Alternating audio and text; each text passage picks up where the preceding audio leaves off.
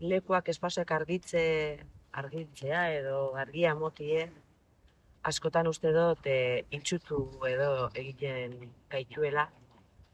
Ze azken finien, argi horrek zer hori erreten dauenien edo ez, hori iluminazio hori, argiztapen hori horrek bai informazio dauenaren informazioa desagertarazten dago, ez? Eta uste dut badala violentzia punto bat, hori gaitzestea, ez? Hori kentzea, hori ezabatzea, ze argiak bai laguntzen dozkule gauzak ikusten, baina era berien uste dut badauzela momentu asko, eta ganera, soziadie badoi ez, gero eta argi gehiago, eta hor nik uste dut galtzen garela.